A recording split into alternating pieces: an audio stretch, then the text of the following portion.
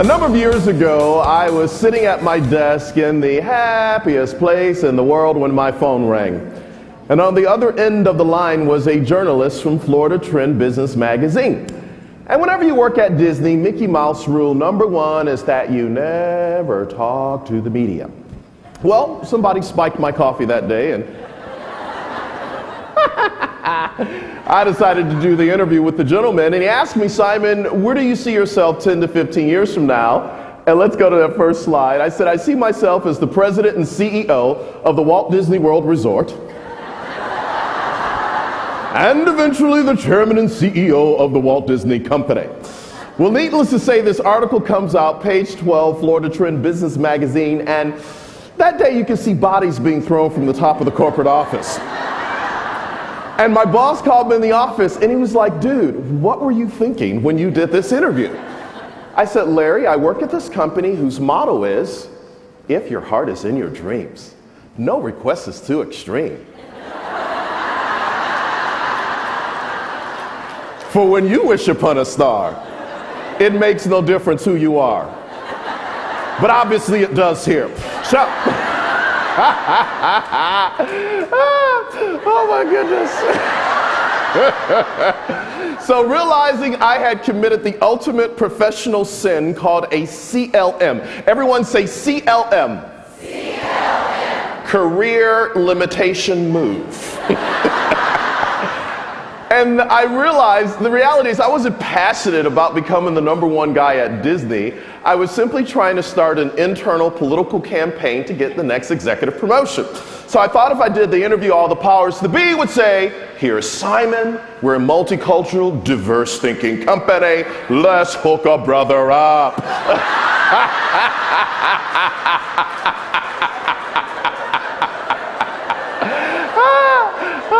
They hooked me up all right. HR showed up and said, would you please sign right here? It was like a scene out of a Harrison Ford movie. I get a call from one of the senior vice presidents who was my mentor.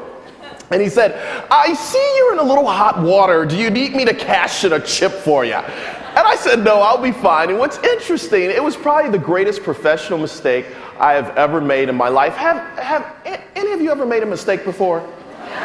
Oh, awesome. Misery loves company. But here's what I discovered. Just because you make a mistake, it does not mean you are a mistake. Failure is not final. Failure is only feedback. And feedback is the breakfast of oh brilliant ones. If you're brilliant, just high five your neighbor and say, Simon says I'm brilliant.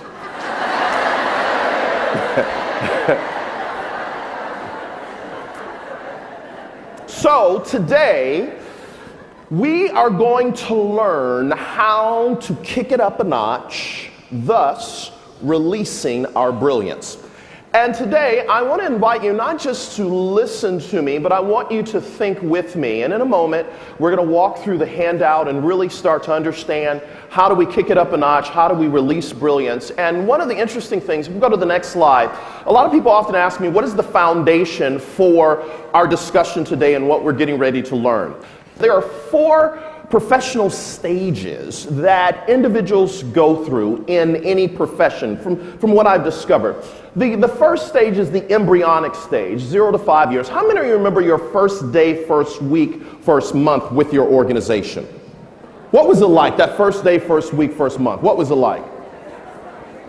Terrible, deer in the headlights. What in the world did I get myself into, right? But if the truth be told, when you came into the organization was growing, and you as an individual, you were growing as well.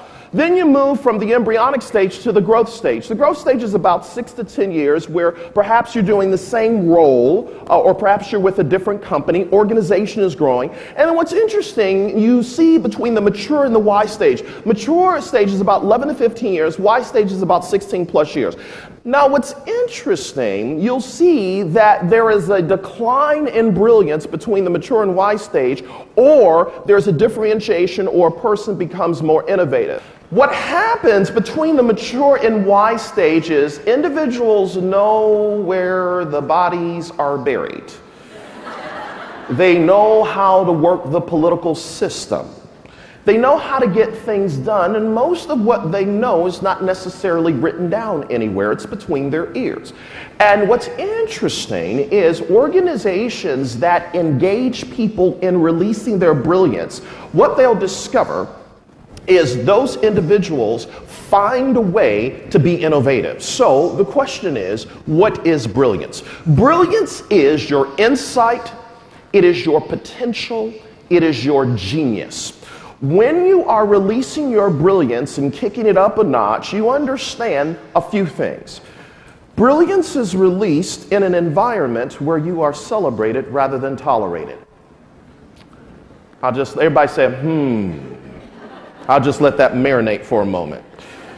When I am using my potential, my insight, my genius in an environment where I am celebrated rather than tolerated, that environment invites you to be a vitamin, not just an aspirin.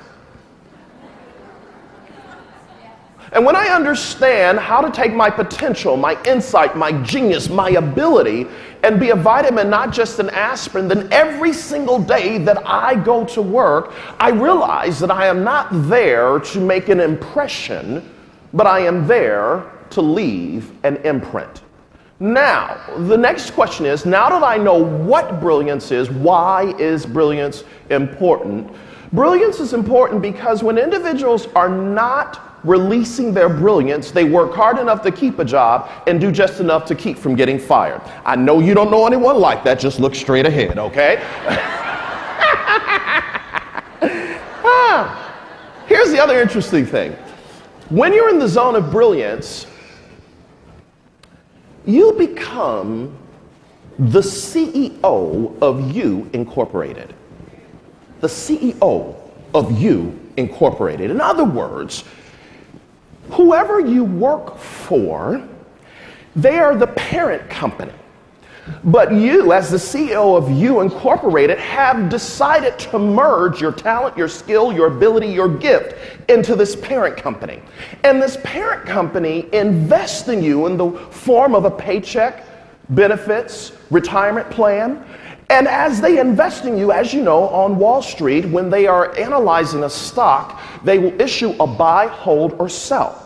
So the question we have to ask ourselves is, if I am the CEO of Me Incorporated, how do I continue to ensure that the organization, the corporation, the business invests in the stock called me? And how do I continue to increase my value? And when I increase my value, then I understand how the organization works, how money flows, and how to ensure that I am a vitamin, not just an aspirin. It's not so much about what I can get from the association, but it's about what I can give to the association.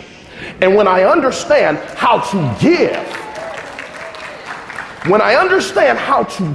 all of a sudden the law of reciprocity begins to take place, because when I need to find something out, when I need to learn something, somebody will call me. I will think of someone, I will call them, and they said, I was just thinking about you. That's a serendipitous moment, all because we come from a place of abundance instead of scarcity. Now, let me say this. I have heard in our country, and perhaps you have heard from wherever you have come from, here in the United States or around the world, that supposedly there is a recession.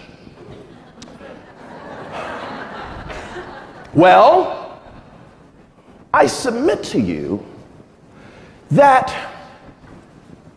could it be that psychologically the media is playing with our head?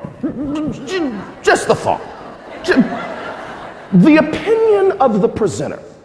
So here's what I decided to do, because if we are going to be forward moving, we have to adopt this mindset, oh, brilliant one.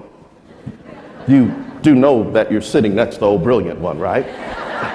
Just turn to your neighbor and say, I knew it was something special about you. I knew. Somebody in the back said, I'm glad you finally recognize. Oh, brilliant one. So here's the mindset.